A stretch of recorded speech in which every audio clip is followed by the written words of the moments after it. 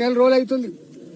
ఏ వరి ధాన్యంతో గుమగుమలాడనో, ఏ మొక్కజొన్న రాసులతో అయితే మంచి స్మెల్ రావనో, ఇవాళ వర్షం పడి వడ్లు నాని, వర్షం పడి జొన్నలు నాని, ఇవాళ దుర్గంధపూరితమైనటువంటి వాతావరణం ఉంది పెద్దపల్లి మార్కెట్.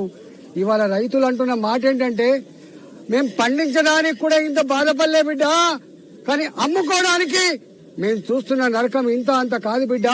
వ్యవసాయం మేము చేయలేము, ఇంత మందు తాగి చచ్చిపోదామని దుఃఖం వేస్తుంది, బాధేస్తుందని చెప్పి వాళ్ళు మాట్లాడుతున్నారు. వాళ్ళు అంటున్న ఇంకొక మాట ఏంటంటే, మొక్కజొన్న రైతులైతే మా బస్తాలు లేవు, మేము ఇయ్యమ్మకి బస్తాలంటే బస్తాలు కూడా వాళ్ళే కొనుకొచ్చుకుంటున్నారు, సుతిరిదాడు వాళ్ళే కొనుకొచ్చుకుంటున్నారు, వాళ్ళే కూలీలను పెట్టి నింపుకుంటున్నారు. అవసరమైతే వాళ్ళే కాంట కూడా పెట్టించుకుంటా అంటున్నారు. అవసరమైతే ట్రాక్టర్లో మేమే తీసుకుపోయేస్తా అంటున్నా కూడా కనికరం లేదు బిడ్డ. నెల రోజులు అవుతుంది, 40 రోజులు అవుతుంది, ఇవాటికి కూడా ఈ మొక్కజొన్నలో మోక్షం లేదు బిడ్డ అని చెప్పి మాట్లాడుతున్నాం. ఇవాళ వాళ్ళు అంటున్న ఇంకొక మాట ఏంటంటే, ఇవాళ మీరు వస్తున్నారని చెప్పి భారతీయ జనతా పార్టీ పార్లమెంట్ సభ్యులు, శాసన మండలి సభ్యులు, ఎమ్మెల్యేలుగా నాయకులు వస్తున్నారంటే, ఇవాళ ఒక్కరోజే 100 లారీలు పెట్టి పెద్దపల్లి మార్కెట్ లో కాంటాలు పెట్టి వరిధాన్యాన్ని తరలిస్తా ఉన్నారు, వరి కుప్పలు తరలిస్తా ఉన్నారు, మక్క కుప్పలు తరలిస్తున్నారు బిడ్డ అని చెప్తున్నారు. మేము ఒక్కటే డిమాండ్ చేస్తా ఉన్నాం, డ్రామా కంపెనీలు ఆపండి. మీరు అక్కడే సెక్రటరీ లో కూర్చొని ఏం స్టేట్మెంట్ ఇస్తారు? మీరు బీజేపీ పార్టీ డ్రామా చేస్తుందంటారు. బీజేపీ డ్రామా చేస్తుందా?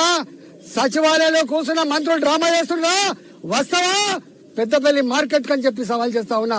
మీకు ముఖం లేదు, మీకు దమ్ము లేదు, మీకు ధైర్యం లేదు. మీకు ఇవాళ రైతుల కళ్ళల్లో నీళ్లు చురులు తిరుగుతా ఉన్నాయి. ఆనాటి కేసీఆర్ ప్రభుత్వం మా మిర్చికి ఎంఎస్పీ ఇవ్వాలని చెప్పి, మద్దతు ధర ఇవ్వాలని చెప్పి డిమాండ్ చేస్తే సంఖ్యలు వేసి కేసులు పెట్టి జైలుకు పంపించిన కేసీఆర్ ను ఫామ్ హౌస్ కు పంపించిన చేతిలో మర్చిపోవు బాబు. ఇవాళ మీరు వచ్చిండ్రు, పోయినసారి ఇబ్బంది పడ్డారు, ఇవాళ కూడా ఇబ్బంది పడుతున్నారు. ఈ ఇబ్బందులు మర్చిపోరు సుమా, గుండెల్లో పెట్టుకుంటారు. ఎక్కడ దాకా పోతావు బాబు నువ్వు? తొండ పరుగు ఎనుగుల దాకా అన్నట్టుగా నీ పరుగు ఎక్కడ దాకా పోతావు? ఇవాళ కాకపోతే రేపు తప్పకుండా మా గల్లీకి రావాల్సిందే, రేపు మా ఊరికి రావాల్సిందే. ఏం ముఖం పెట్టుకొని వస్తావు? ఏం చేసిన వాళ్ళకి చెప్పొస్తావు?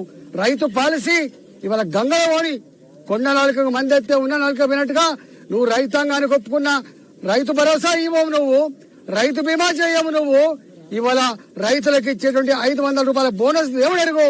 కనీసం వాళ్ళు అంటున్నారు ఏదో ఒక ధరకు కనీసం మీరు పెట్టుకోండి.